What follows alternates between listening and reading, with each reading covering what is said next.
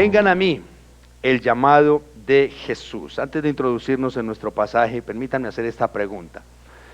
¿Cómo considera usted que se encuentra su vida en este momento? ¿Cómo está su vida? Y me refiero a todos los aspectos, me refiero al aspecto espiritual, me refiero al área física también, me refiero a la parte mental, a su parte emocional y aún familiar, personal. ¿Cómo están sus vidas, mis apreciados hermanos? Dios y usted lo sabe. Y es muy probable que de alguna manera y en cierta medida, tal vez tú te estés sintiendo cansado o cansada en alguna área de su vida. Es muy probable.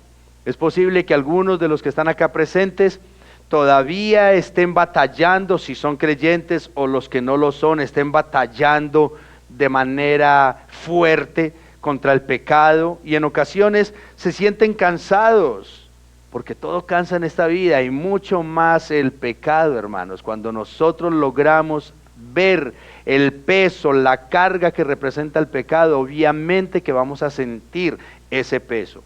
O otros se sienten abrumados porque no han podido controlar algunas de sus debilidades, de sus luchas, no han podido ser totalmente libres de ello de una manera completa, ¿no es cierto?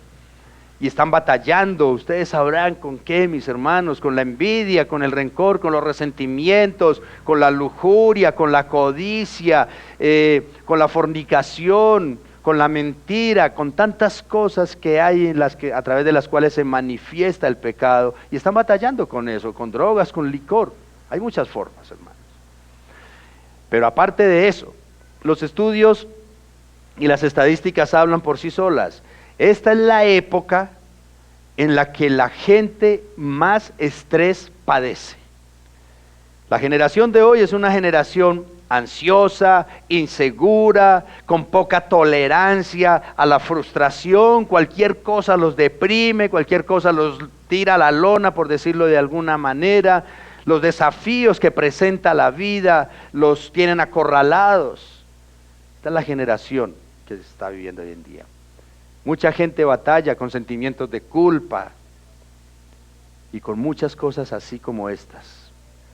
Así es que hoy entonces nuestro Salvador quiere hacernos una hermosa y poderosa invitación para que salgamos de esos estados que acabo de mencionar o algo otros que no mencioné, pero que quizá alguno de ustedes lo pueda estar viviendo, y para que hallemos descanso para nuestras almas, hermanos.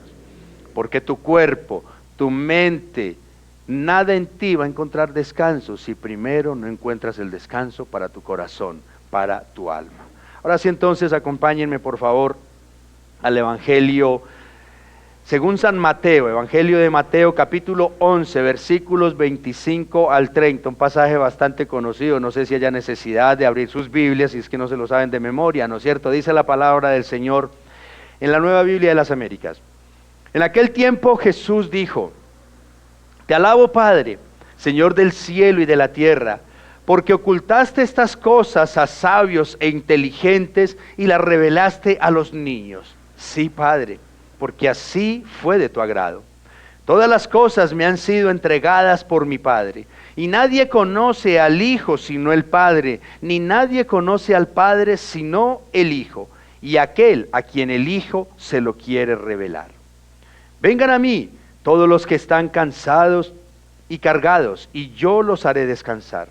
Tomen mi yugo sobre ustedes y aprendan de mí, que yo soy manso y humilde de corazón, y hallarán descanso para sus almas, porque mi yugo es fácil y mi carga es ligera. Que el Señor bendiga su santa palabra, que esta palabra de Dios en esta mañana, mis apreciados hermanos, toque sus fibras espirituales, toque sus corazones y aún sus mentes también, que aquel que está en tinieblas a través de la palabra encuentre luz, aquel que ha caído, la palabra lo ayude a levantarse también, que aquel que anda desconsolado en la palabra encuentre esperanza y consuelo para sus vidas. Amén.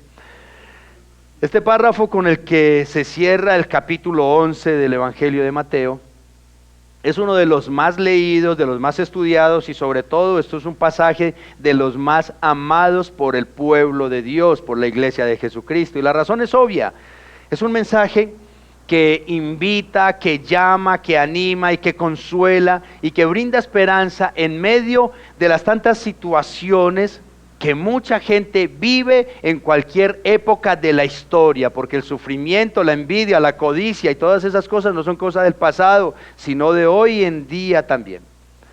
El pasaje es un contraste, digámoslo, tremendamente profundo ante el pasaje anterior. Los versículos anteriores al pasaje donde estamos ubicados, el Señor hace una reconvención bastante severa y de hecho desalentadora contra algunas ciudades que no han querido escucharle a Jesús, que de hecho no lo han querido ni recibir en esa época, ¿no es cierto? Entonces Jesús lanza incluso hasta maldiciones contra esas ciudades. Pero en el pasaje de hoy, el Señor, más que en lugar de maldiciones, lanza bendición, porque sin duda alguna este es uno de los pasajes donde más énfasis se hace acerca de lo que Dios quiere para sus hijos, para su rebaño, que escuchen su invitación, escuchen y reciban y acepten ese llamado que Él les hace para encontrar descanso para sus almas.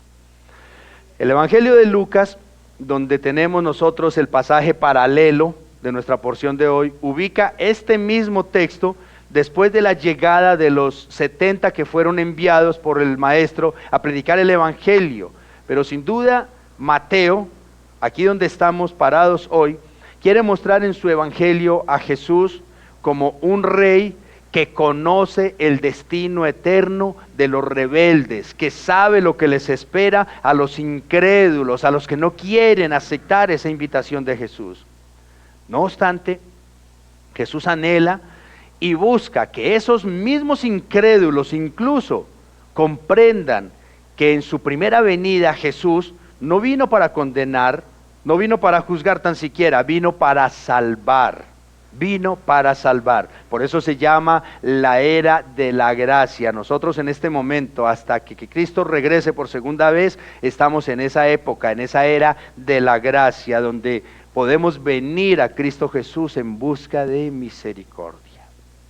Y esto es lo que precisamente entonces nos quiere mostrar en este texto de hoy, donde veremos tres elementos bastante importantes. Vamos a subdividir nuestro pasaje entonces en tres encabezados. El primero, oración de Jesús. En segundo, la confirmación de Jesús. Y por último, esa hermosa invitación de Jesús. Veamos cómo lo desglosa el pasaje entonces. Primeramente, escuchemos la oración de Jesús. Releo esa primera sección del versículo 25. En aquel tiempo Jesús dijo: te alabo, Padre, Señor del cielo y de la tierra. Dejemos por ahí. Esta breve oración de Jesús es una clara y profunda dependencia y sumisión del Hijo hacia el Padre, hacia el Creador. Lo que el Señor agradece aquí es porque los sabios, es decir, se creían dueños exclusivos de la salvación, los eruditos tal vez del momento, ¿no es cierto? Pero ahora todos los hombres pueden entrar en el reino de los cielos si venimos en la humilde condición de un niño, como lo dirá ahora. Pero ¿por qué razón entonces Jesús alaba al Padre en esta oportunidad? Veamos lo que dice la segunda parte del versículo 25 y el 26. Porque ocultaste estas cosas a sabios e inteligentes y las revelaste a los niños. Sí, Padre, porque así fue de tu agrado. El gran misterio que Dios había escondido por siglos y siglos y que ahora era revelado es que la salvación del hombre es una obra enteramente realizada por Dios y que Él es el único que salva. Pero esa obra de salvación se recibe no por religiones ni por ningún otro medio, sino por gracia, por medio de la fe en Cristo Jesús. Ese era un misterio que no se sabía hasta ese momento, no se conocía. Los judíos se creían dueños exclusivos de la salvación. De hecho, el Dios le pertenecía a ellos, el Dios verdadero. No solo que ellos le pertenecían al Dios único, sino que ese Dios le pertenecía a ellos exclusivamente.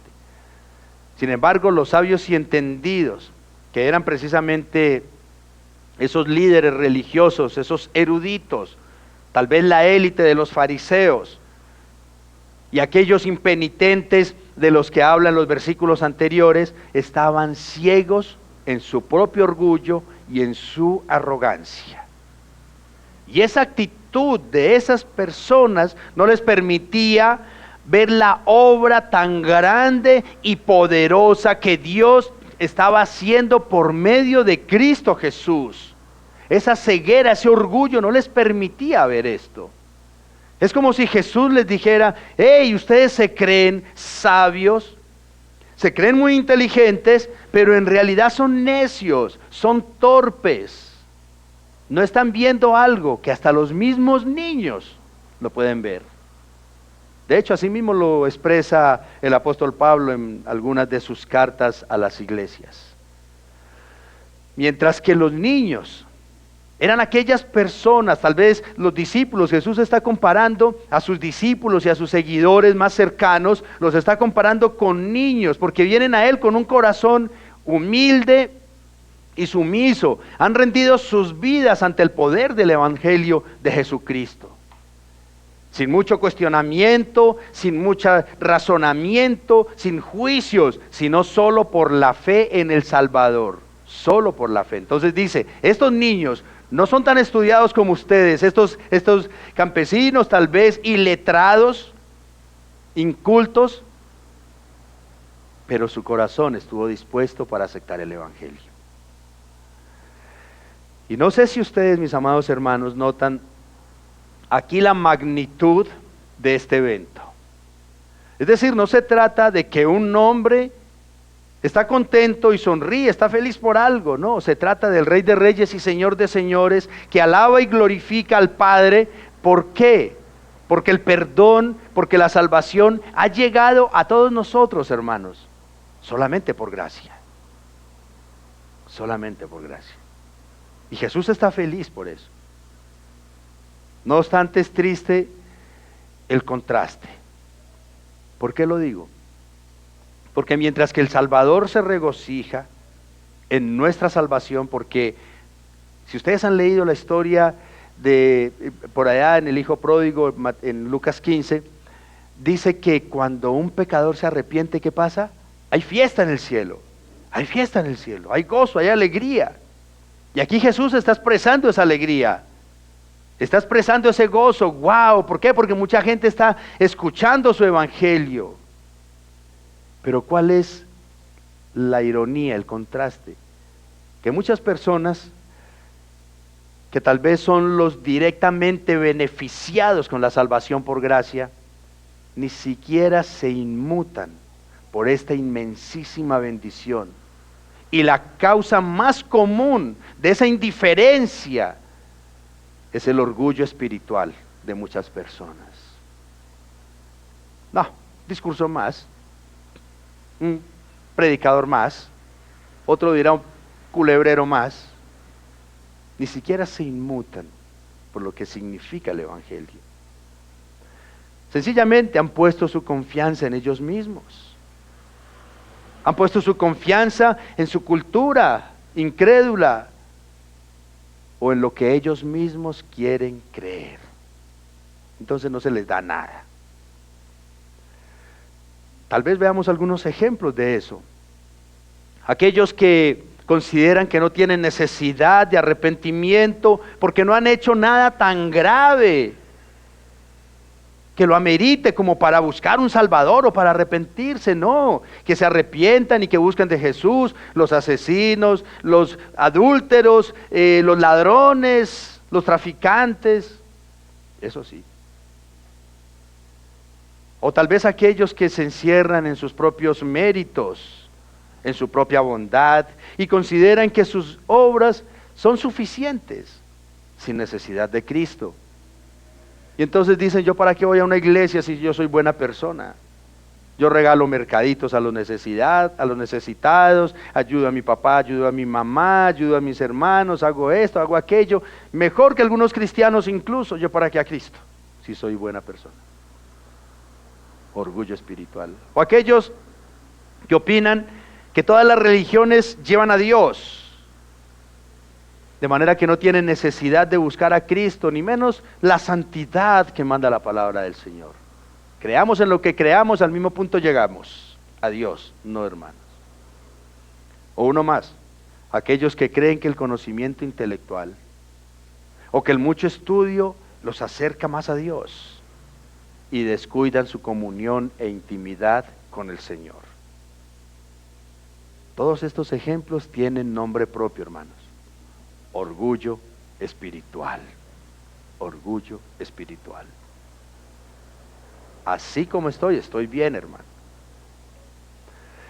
Así es que, hermanos y amigos que nos acompañan tal vez por primera o segunda vez, no sé en qué punto se encuentre la fe de ustedes en este momento, no lo sé. Pero sí los quisiera animar a que mediten en esta oración que Jesús está elevando al cielo por ti y por mí. Medita en esto, hermano. Aquí está Jesús. Si pudiéramos visualizar por un instante la escena, hermanos. Jesús tiene a su lado campesinos, iletrados, pescadores, delincuentes, cobradores de impuestos. Y ellos están ahí, ¡wow! ¡Qué bendición! Por fin ha llegado la bendición de Dios a nuestras vidas porque hay alguien que nos acepta como somos. Y ahí está Jesús. Y Jesús le está dando gracias a Dios por esa bendición tan grande. Porque estas personitas por las que nadie daba nada alrededor de él, esos sí fueron los que creyeron en la salvación. Así es que la invitación en este primer encabezado es esa, mis amados. Meditemos en esta oración de Jesús, porque Él sigue ahí intercediendo por cada uno de nosotros. ¿Cuánto desprecio ha habido en tu vida? ¿Cuánto desprecio ha habido en la familia? ¿Cuántos problemas? Pero ahí está Jesús dándole gracias a Dios porque hoy estás aquí escuchando. Hoy estás aquí escuchando la palabra. Así es que no endurezcas tu corazón, abraza a Cristo con la humildad que un niño abandonado tal vez abrazaría a aquel que lo quiere ayudar, que lo quiere salvar. Imagínense ese niño en la calle desamparado, todo el mundo lo trata mal, no hay nadie quien le dé la mano y hay alguien que viene y le dice: hijo, ¿qué pasa? Venga, almorcemos, vamos para la casa, venga. ¿Cómo abraza ese niño a esa persona que lo quiere ayudar? Fuerza. Abraza a Cristo de esa manera. Seamos como niños, no nos endurezcamos en nuestro orgullo. Recordemos siempre que el principio, el inicio del camino al cielo, ¿saben cuál es? Darme cuenta de que estoy camino al infierno.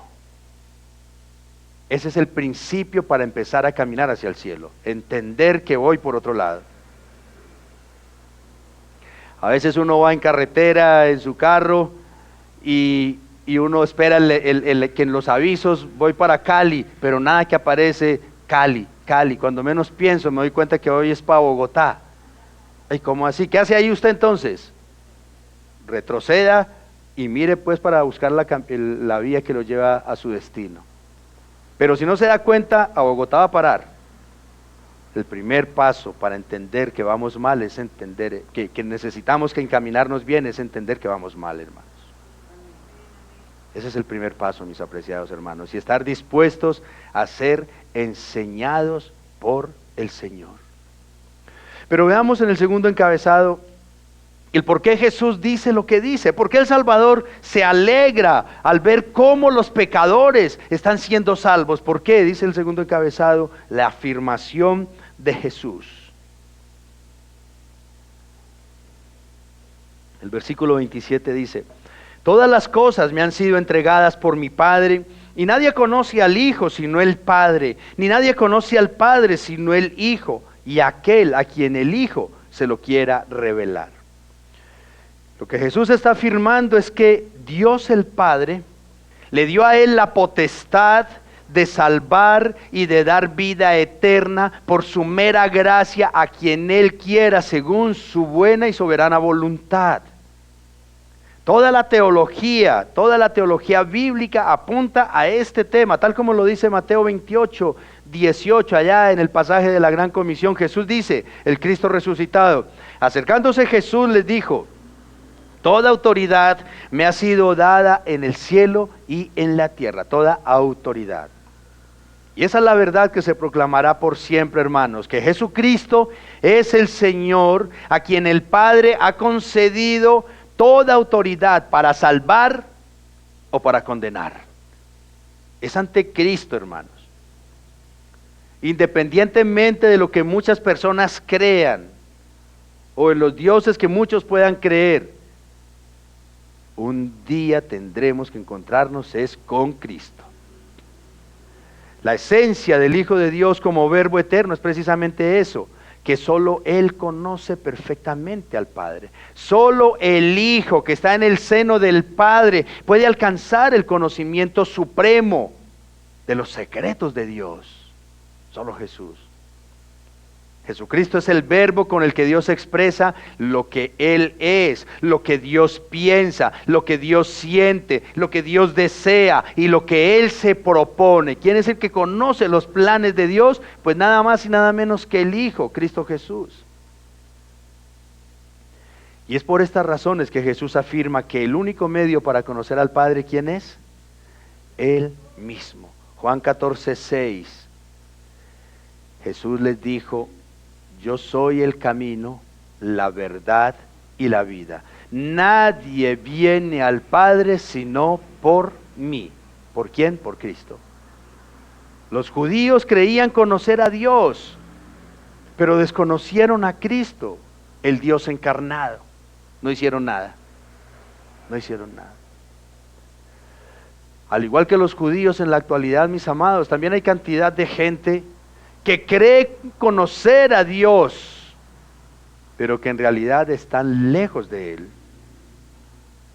¿Por qué? Porque lo están buscando donde nunca lo hallarán, o por los medios que nunca lo encontrarán. Para nadie es un secreto las mil maneras de cómo la gente intenta buscar y encontrar a Dios sin ningún resultado, como lo hemos venido viendo incluso en la serie de la carta a los Hebreos. Algunos lo buscan por medio de diversas religiones, otros a través de las experiencias espirituales, unos más por medio de la naturaleza, etcétera, etcétera. Pero amados, miren esto, irremediablemente todos están equivocados según las Escrituras.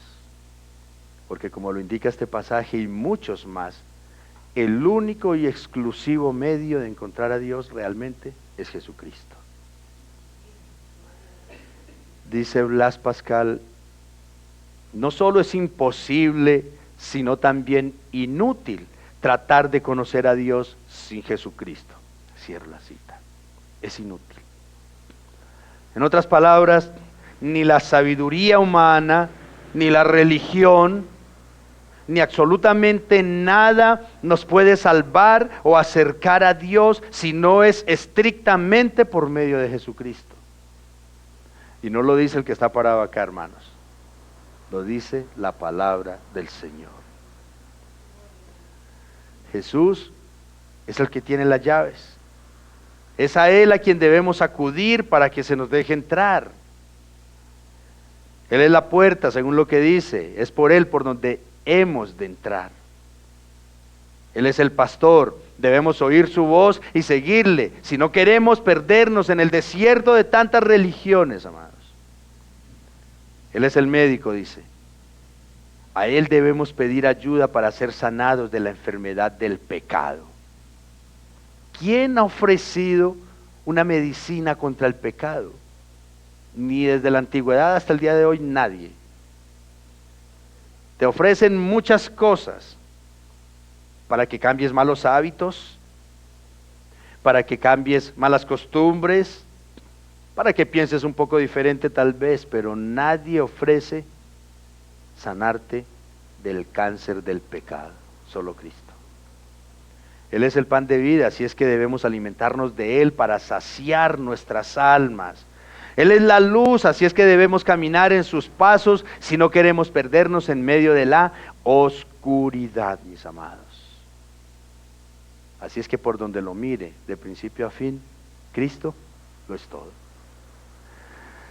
Pero después de adorar al Señor, por haber querido salvar a los humildes y haber hecho esa afirmación de que Él es el único medio para conocer a Dios, ahora Jesús hace esta hermosa y profunda invitación que tenemos en el tercer encabezado.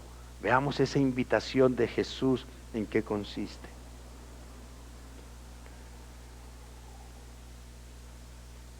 Más que una invitación, es un mandato triple con promesas y una explicación del por qué le conviene al creyente obedecer. Miren pues, es promesas y mandatos también, y explicación de por qué nos conviene creer y obedecer.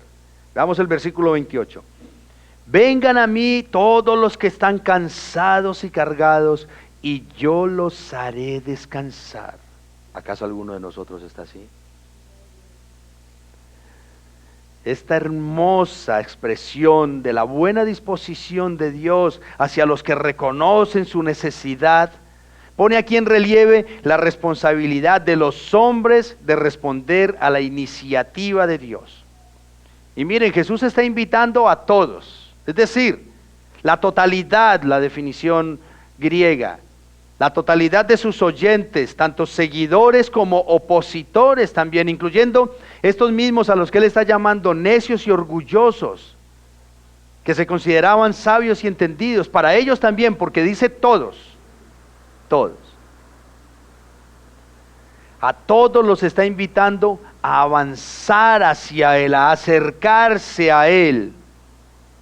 Pero aquí hace una hermosa aclaración, que son todos aquellos que están cansados, es decir, aquellos que reconocen el agotamiento, el cansancio de los excesos o de la mucha tensión que genera el pecado.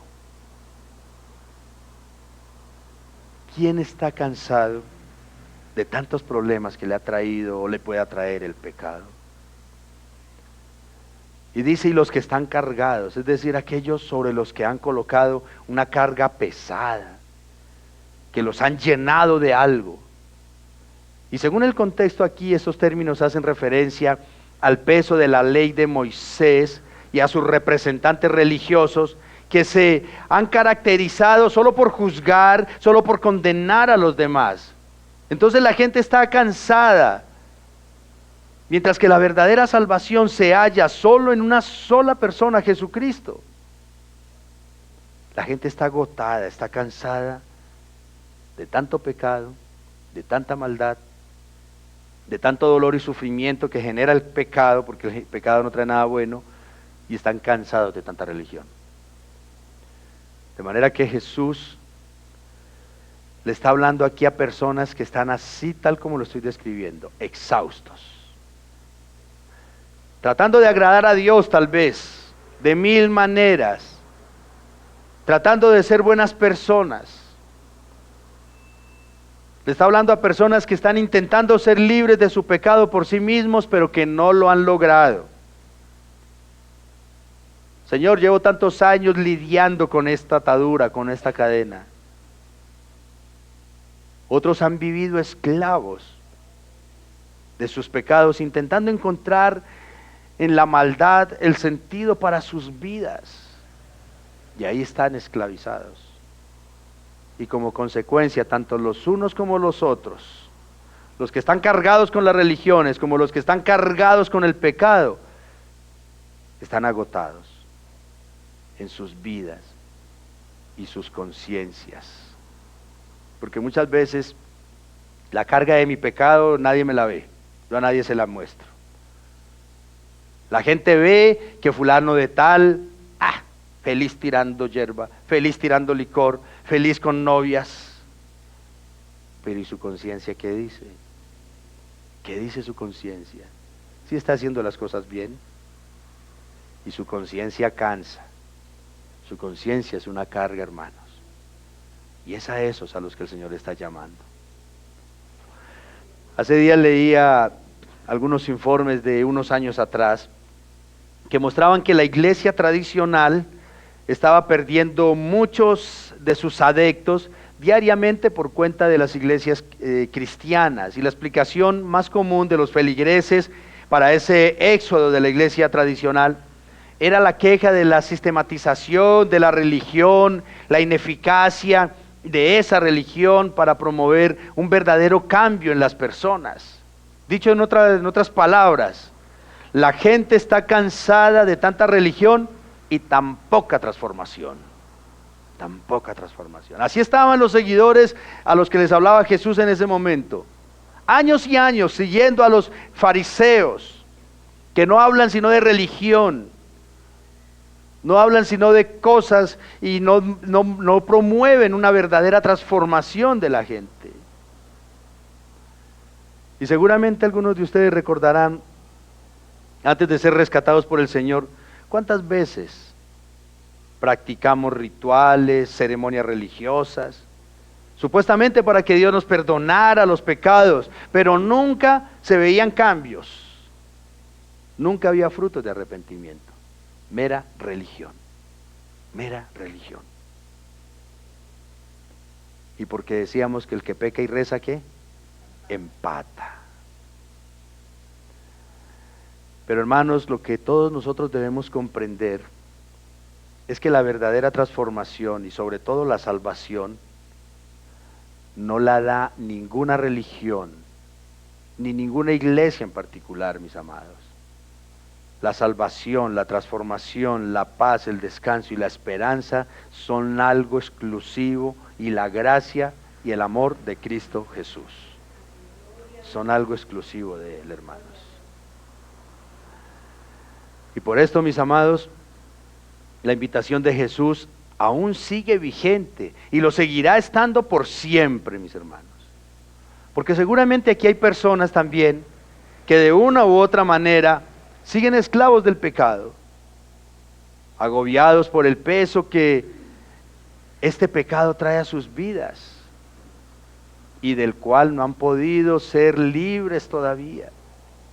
Algunos aún luchan con el alcohol, algunos con las drogas, otros con la fornicación, otros con el odio, con el rencor, con la envidia, con el orgullo, con la soberbia. Otros batallan con la ira, con el enojo, el mal genio, los celos, la codicia, la avaricia. Y hermanos, todas estas cosas hacen gemir nuestros corazones.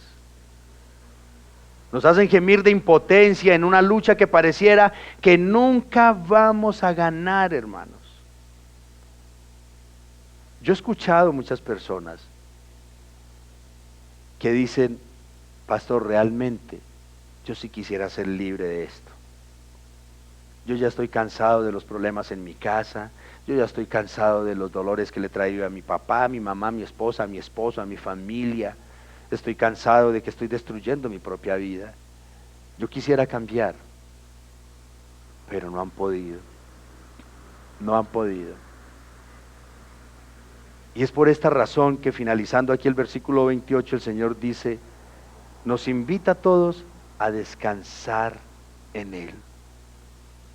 Es decir, si está sintiendo usted la carga del pecado, la carga de su conciencia, si está viendo que su vida se le está desmoronando y cayendo a pedazos, creo que este es el momento, hermanos. Este es el momento de la reflexión. Una persona infiel, si yo soy infiel, voy y le pregunto a mi esposa: mi hija, ¿usted está cansada de mi infidelidad? ¿Ustedes qué creen que me va a responder? Pues obvio, obvio. Y yo tengo que empezar, mis amados hermanos, a sentir el peso de mi pecado, para poder entender que necesito alguien en quien descansar, hermanos. Y el descanso que Jesús brinda no es un escape psíquico, emocional solamente, no, como una terapia o como un calmante de los nervios, no. No es una anestesia para el dolor, es una cura para el dolor. Lo que el Señor promete es una solución, un alivio del temor, de la incertidumbre y de todo tipo de cadena esclavizante. El descanso que el Señor promete es paz tanto en la mente como en mi corazón, así como lo dice Isaías 26:3. El profeta dice: al de firme propósito guardarás en perfecta paz, porque en ti confía. Y otras versiones dicen que estará en paz todo aquel cuyos pensamientos en Dios perseveran. Es decir, cuando nosotros pensamos más en Dios, cuando nosotros confiamos más en Dios, encontramos paz para nuestras almas, hermanos. Amados, es evidente que nuestras almas nunca encontrarán descanso y paz aparte de Jesús. Tal vez puedas encontrar momentos placenteros en tu pecado, en tu desenfreno, pero jamás el mundo te dará la paz real y duradera que tu alma necesita, hermano. Jamás la vas a encontrar en el mundo. El pecado es como la codicia también. Es un bicho que nadie lo llena nunca. Siempre quiero más. Siempre quiero más. Es probable que alguien logre saciar su sed de venganza, de desquite tal vez, haciéndole daño a la persona que le causó algún dolor. Pero eso nunca reparará el mal que le hicieron. Nunca. Ni mucho menos le dará paz y sosiego en su corazón. ¿Quién va a estar tranquilo con eso? Es muy posible que con las drogas, con el licor, alguien logre anestesiar su dolor, mitigar sus penas y hasta escapársele un ratito a su triste realidad. Es posible. Pero nunca en la vida encontrará algo que realmente llene su corazón, que sane sus heridas, que alegre el espíritu profunda y permanentemente, si no es Dios el que lo hace, hermanos. ¿Por qué los adictos terminan adictos? Porque cada vez necesitan una dosis más para satisfacerse. Pero con Cristo no. Así es que, amado hermano y amigo, solo Jesús nos puede dar ese descanso, esa paz que nuestro corazón tanto anhela. Y hermanos, aunque suene a frase de cajón, yo los invito a eso, a que descansen en el Señor. Descansemos en Cristo, hermanos. ¿Qué es descansar? Es soltar las cargas. Alguno puede decir: yo estoy cansado, porque puede suceder, estoy cansado de mi matrimonio, estoy cansado de mi esposo, de mi esposa. Ay, descansa en el Señor. Porque cuando nosotros no descansamos, hermanos, ¿qué terminamos haciendo? Tiramos la carga. Tiramos la carga. Todo lo que usted lleve sobre sus hombros se le convierte en una carga. Y si no descansa, la vas a terminar soltando, tirando finalmente.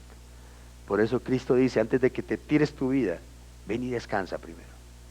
Descansemos en el Señor. Cuando esté ahí la tentación a flor de piel, cuando veas todas las cargas que se vienen encima, todas las preocupaciones por causa de mi pecado, enciérrate en tu cuarto un ratito, ora, descansa en el Señor. Cuando tu pareja te esté provocando, cuando a veces decimos: me tiene hasta aquí, cuando te tenga hasta ahí, ve y descansa en el Señor. Descansa en el Señor, hermano. Ahora bien, descansar en el Señor tiene sus implicaciones, y ahí en el versículo 29 nos las enseña. Dice el versículo 29: tomen mi yugo sobre ustedes y aprendan de mí, que yo soy ¿qué? Manso y humilde, ¿de qué? De corazón, y hallarán descanso para sus almas.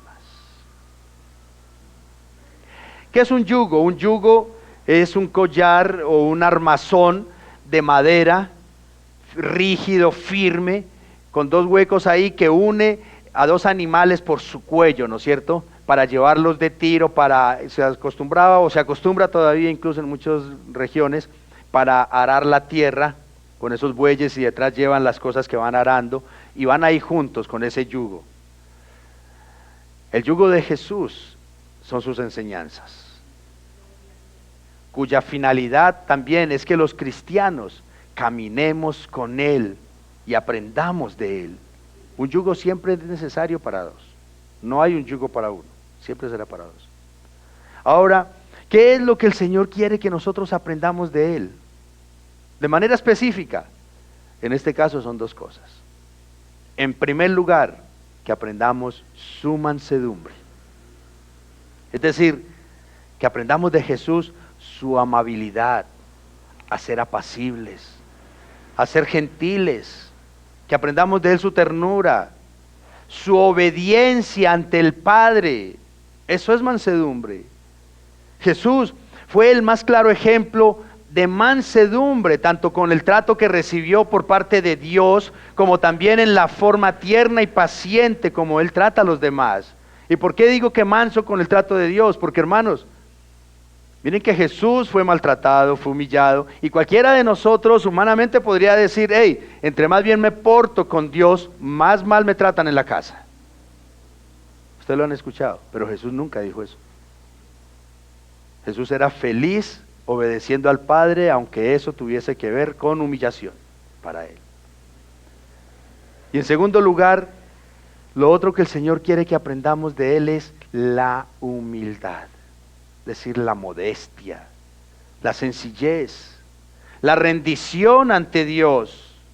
Que reconozcamos, mis amados, que no somos nada y que dependemos completamente de nuestro Creador, que lo que tú eres y lo que tú tienes se lo debes solo a Dios.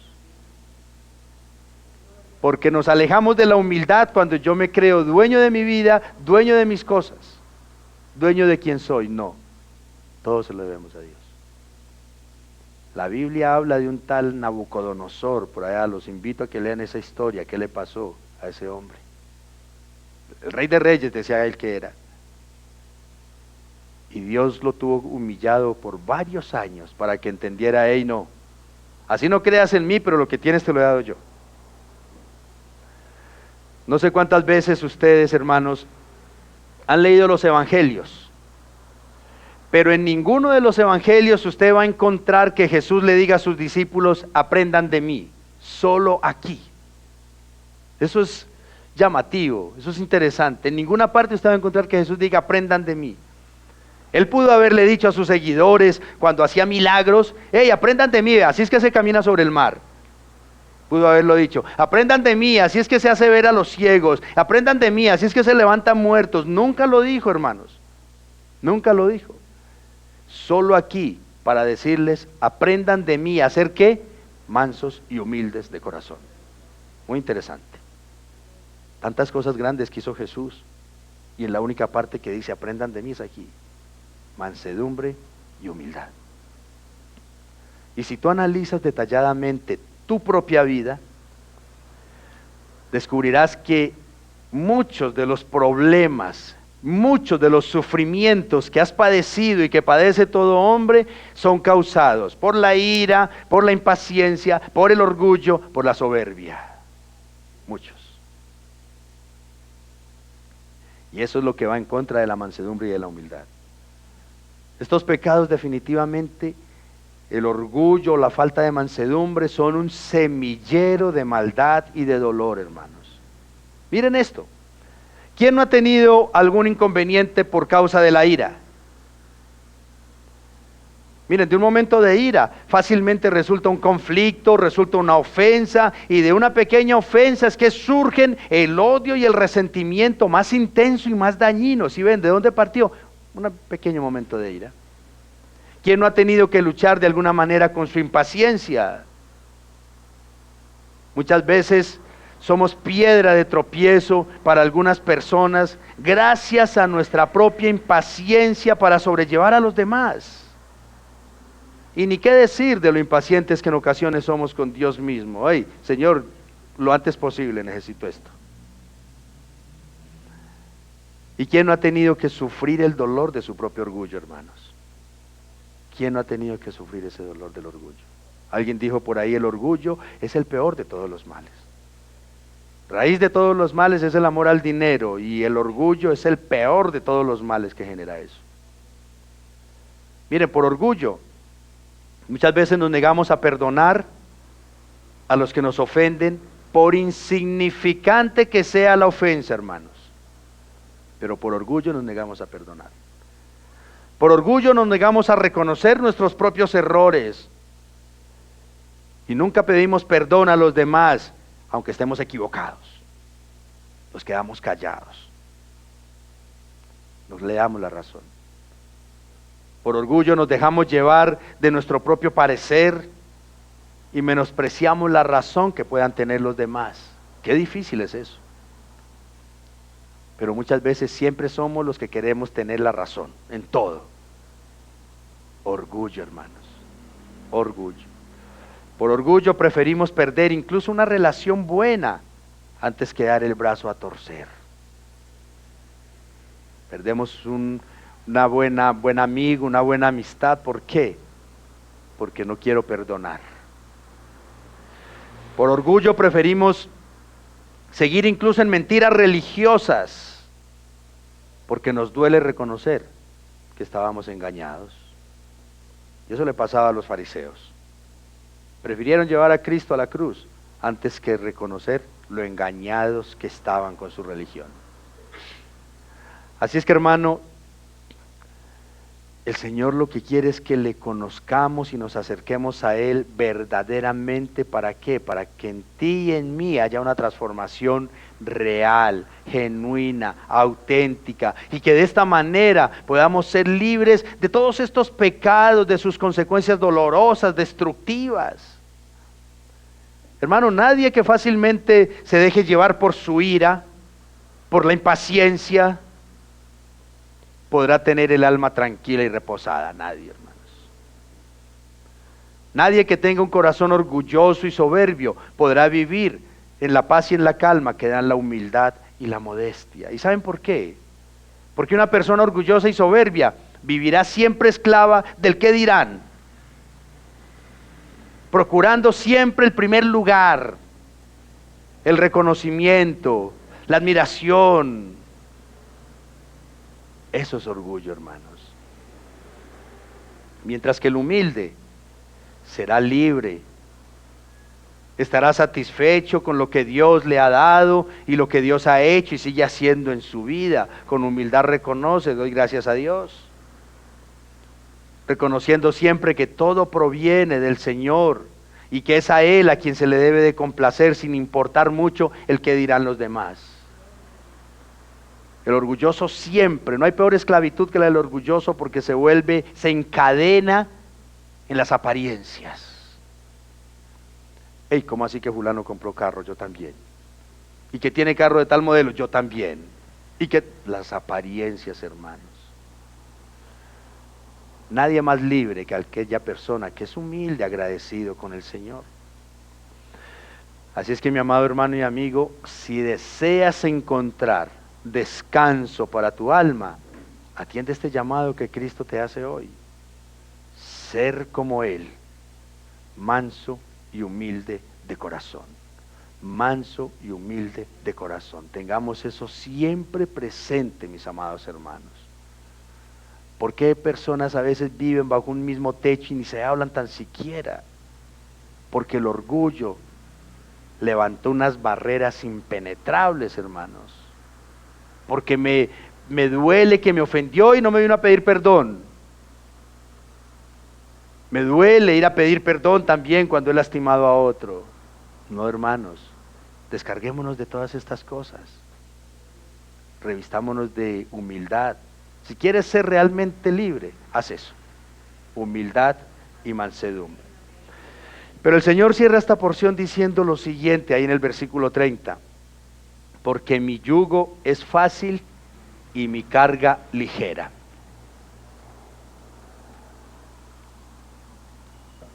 Esta es la razón entonces por la cual al tomar el yugo de Jesús se halla descanso para el alma.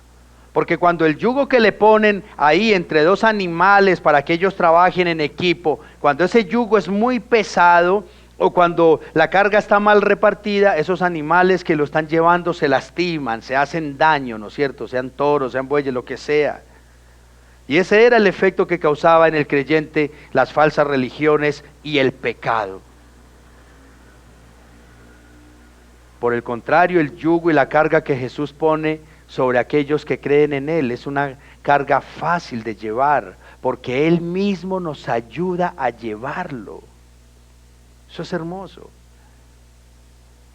Jesús no está llamando a nadie para oprimirlo o para hacerle daño. No.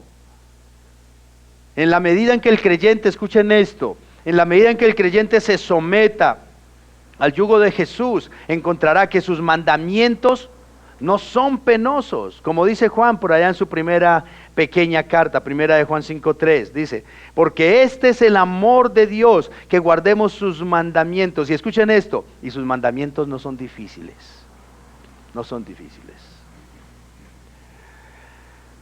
Miren,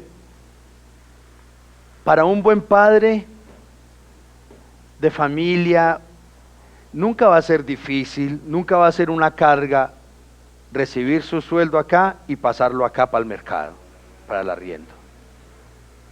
Eso genera incluso gozo, satisfacción. Soy padre de familia y a eso el Señor me ha llamado, es mi responsabilidad. Pero hay casos, no todos, pero hay muchos casos de parejas de pronto separadas, lamentablemente. Entonces el fulano, la fulana no querían responder y hubo que poner una demanda. Entonces esa demanda ya me trajo discordancia con la persona, y entonces ya empiezo a ver mi responsabilidad y mi compromiso con malos ojos. Y cada mes es una lucha. Otra vez la cuota, porque se convirtió en una carga, porque se convirtió en una obligación. Pero un buen padre no piensa así, hermanos. Es feliz recibiendo lo que hay que recibir y comprando lo que hay que comprar para la casita. Y así mismo con los mandatos con el Señor, hermanos. Así mismo. Si yo veo la palabra de Dios, si yo veo los mandatos de Dios, no, eso es una carga, eso es muy difícil. Pero si tú lo ves como con la intención que lo ve Jesús, es que es para que seas libre de tu pecado, es que es para que seas libre de tus cargas, es para que no te sigas destruyendo, es por esto que tienes que obedecer de esta manera. Cuando tú lo ves de esa manera, wow, claro, lo disfruto, ya lo hago con amor. Miren, hay dos formas de vivir el cristianismo. Una es llevar un cristianismo sin Cristo, como así, y eso existe, claro. Solo como una carga que se rige por un manual de exigencias y compromisos externos, que finalmente termina volviéndose monótono, sistemático, acabando así entonces en una simple religión, una costumbre que perdió su esencia.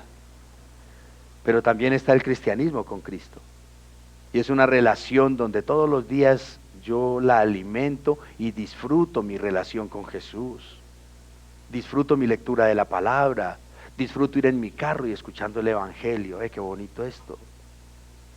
Es una relación donde los mandamientos del Señor no los cumplo yo por miedo, no los cumplo por obligación, sino por amor, por gratitud, por la salvación que he recibido de parte del Señor.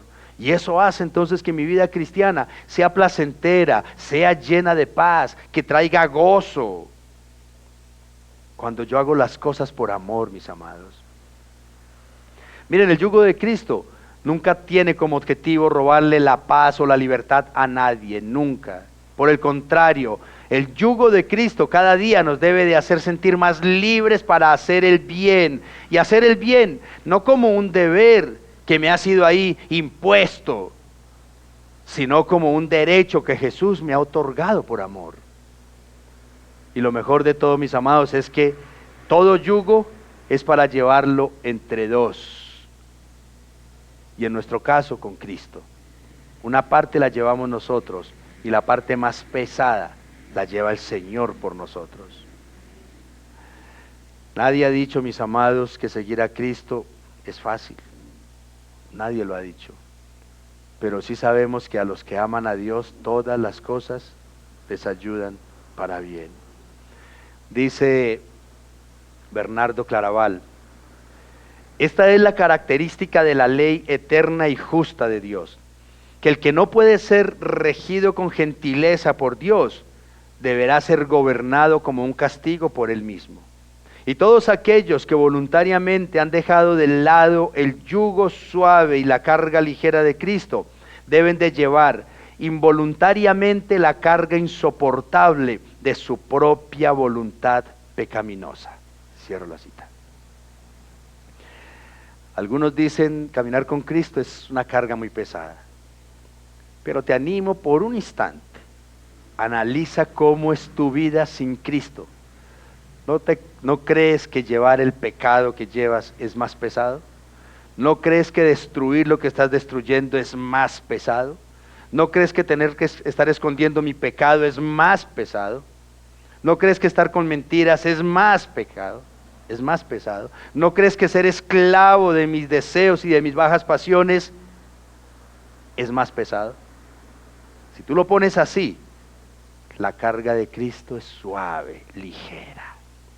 Suave, ligera, porque me genera libertad y placer, satisfacción, hermanos. Y cierro con esto, mis amados, respondiendo otra vez la pregunta inicial. ¿La recuerdan? ¿Cómo está tu vida el día de hoy? ¿Cómo está tu vida? Solo Dios, mis amados, solo Dios y ustedes saben cómo está su vida. Si eres una persona abrumada por el pecado, o si eres un número más de las tantas estadísticas de los que batallan con el estrés, de los que están que no hayan que hacer con la depresión, con la ansiedad, con la inseguridad y con muchos otros desafíos que la vida presenta. No sé cómo esté tu vida, pero hoy el Señor sí nos está extendiendo, mis amados, una poderosa y hermosa invitación para que salgas de ese estado, hermano. Suelta esa carga. Suelta esa carga. Tú solo no podrás, por eso es necesario rendirnos a Cristo. Por eso es importantísimo que sea el Señor quien tome el timón de mi vida. Que cuesta trabajo seguir a Cristo, como lo acabamos de decir, claro, no es fácil. Pero ahí está el Señor para llevar la carga contigo, por eso se llama yugo. Y Jesús está diciendo, hey, este es el yugo que nos toca llevar a los dos. Toma lo tuyo, yo llevo lo que me corresponde también. Ahí está Cristo, hermano. Confía en Él, deposita tu esperanza en Él. Encuentra descanso en Cristo para tu alma, solo en Él. Así es que, mi amado, escucha el llamado que el Señor hoy te acaba de hacer. Amén. Vamos a darle gracias a Dios, hermanos. Padre bueno, como siempre, Señor eterno, en el nombre de Cristo Jesús, una vez más te agradecemos